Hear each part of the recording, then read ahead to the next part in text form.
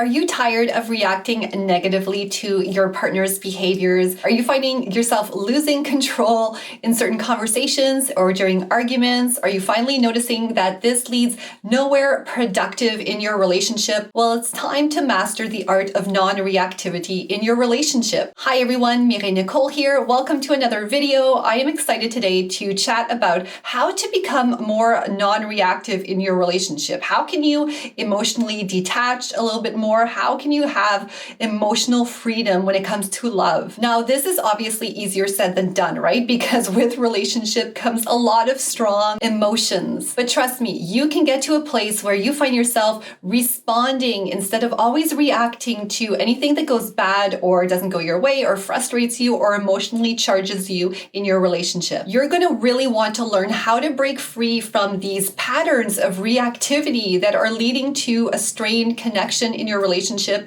and not helping you be fulfilled in your love life. And I say the word pattern very intentionally here because a lot of times our reactivity becomes a pattern. So I want to teach you and give you some practical tips today on how you can break this pattern so that you find yourself less reactive and you can find yourself in a spot where you can respond with wonderful intention and a game plan to address anything that's going on in the relationship. And in terms of anything going on in the relationship, I mean, this is really important to learn to do no matter what is going on. The key here is really to discover the power of taking a step back, really observing your emotions, because that is what's going to lead to a more harmonious relationship and mutual growth between the two of you guys as a couple. So I'm going to share with you a few strategies that help promote emotional self-regulation. And the first one is going to be to start practicing more mindfulness in the moment. Really work on grounding yourself when something happens and you can feel those emotions bubbling up. It's going to be really important for you to take a minute to really ground yourself into what's going on, how you're feeling in the moment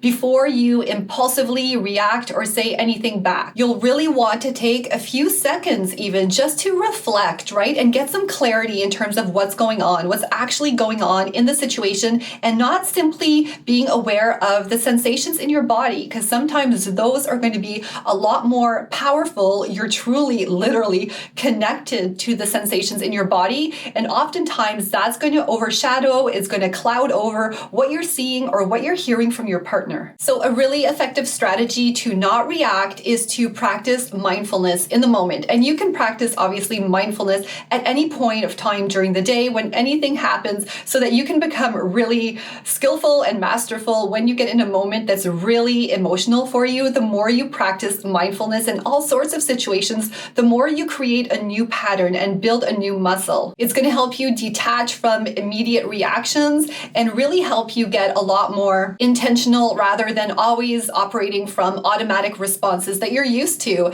And of course, you're going to say, Mireille, like, how do I do this? And you know what? My favorite way to practice mindfulness or ground myself or bring myself back to the present moment is to take a deep breath. It sounds so simple, but the power of the breath is like amazing. So the next time you're in a situation and you just automatically want to react or, say something in response, some sort of automatic response that you know deep down inside is not going to be helpful. You know that you're saying that from a place of you being hurt or feeling accused and you just wanting to get back to the other person or defending yourself. Take a pause, take a deep breath before you do anything. And if that's not enough to kind of break the sensations, you can even just say like a simple word, like your automatic response, other than taking a deep breath, can be something simple, just like, or okay. Something very simple just to snap yourself out of it, but I want you to still take that moment to pause and reflect before anything else goes on or anything else is said. So this leads into the second strategy. The more you can just take a deep breath, pause, reflect, maybe just say or okay, the more that's going to help you actively listen. So that's the second strategy to become more non-reactive in your relationship and to detach more emotionally is to really practice good listening skills. So you want to give a space for your partner to really express himself, really explain what's going on with him. And at the same time, the the more information you know, the more you can actually gauge if your emotional responses or reactions, I should say, in the moment are true. Are they accurate? Are they fair? The more you listen, maybe the less you're going to be defensive because you're going to understand better. And instead of just going straight into defense mode, you can even become more into problem solving mode, right? You can actually hear what's going on and say, okay, like at first, yeah, that pissed me off, but wait, I understand where this is going. Or I can see, okay, well, maybe this can happen differently next time. And it brings you back more into your logical mind. That's where we want to go. We want to kind of, okay, that's okay to listen to your emotions at first, but before you respond that way, really also take the time to listen to your rational mind, really take in the information and use that logical part of your brain to really assess the situation so you can look at it from both perspectives,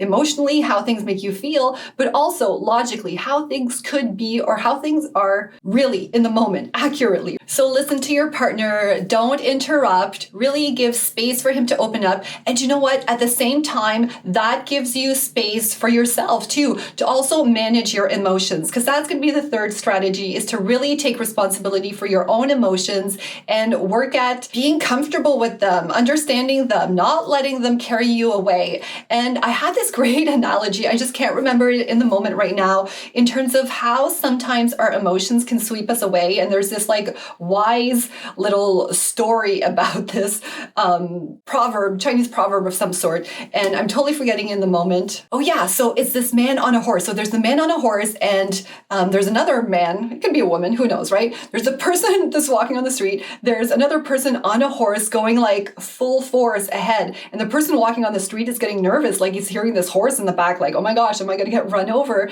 And he turns around and he asks the person on the horse, where are you going? And the person on the horse says, I don't know, ask the horse.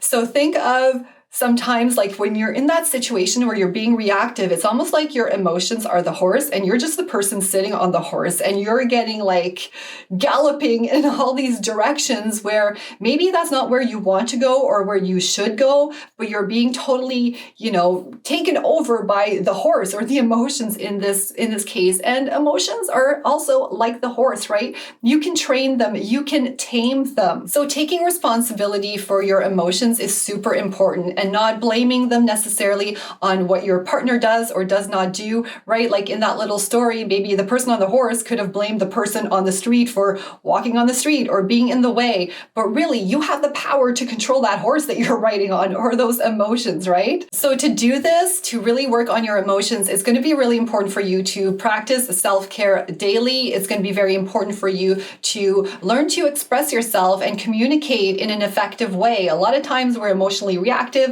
because we get caught in a situation where we haven't spoken our truth and what we need. And then we just have this built up frustration. And when we see built up frustration also in our partner or him react emotionally himself, then we just get caught up in this vicious cycle that just seems to never end and really hinders a wonderful relationship together. So the more you can self-care, the more you can learn to express yourself, the more you develop emotional stability within yourself. And when situations like catch you off guard or you're in a conflict or an argument, you're going to be able to respond from a more calm, stable place yourself. So these are 3 powerful strategies to help you start reacting or not reacting, being non-reactive, and responding out of intentionality, out of an intention instead of an emotion, right? And also how, it just reminds you how important it is to bring yourself back to logic in these scenarios. One of my favorite coaches always says, when emotions are high,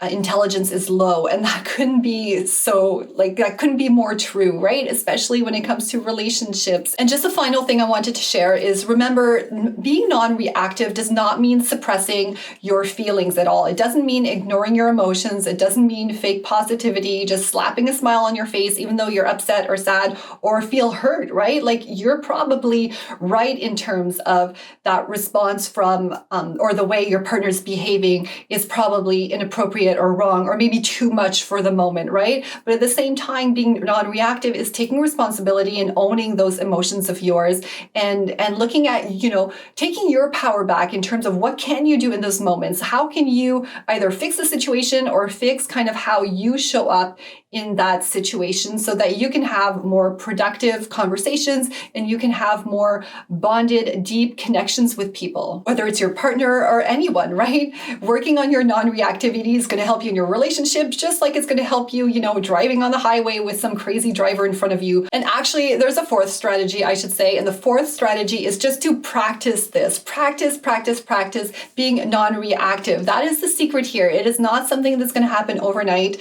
I mean, if it does, awesome. But I know for me, I still practice this every day, years after I started really focusing on taking responsibility for my own emotions in my relationships, in my life in general. So just keep practicing. Don't give up. This is work of a lifetime. There's always going to be a new challenge that comes your way that will help you, build those non-reactivity skills. And you know what? That's okay. So just to wrap it up, really mastering your emotions, being non-reactive is really going to help transform your relationship. So really focus on bringing yourself back to the present. Really learn how to actively listen to your partner, take responsibility for your emotions, don't suppress them, but deal with them, right? And bring yourself intentionally back to a place of emotional stability, just in your life in general, and practice. All right, that's all I wanted to share for today on this topic. Let me know what you think, what your thoughts are on this in the comments below. If you'd like support with any of this, click on the application link in the description or in the comments, and let's have a chat about what's going on and how I can help you. In the meantime, thank you so much for watching, and I will see you guys in the next video.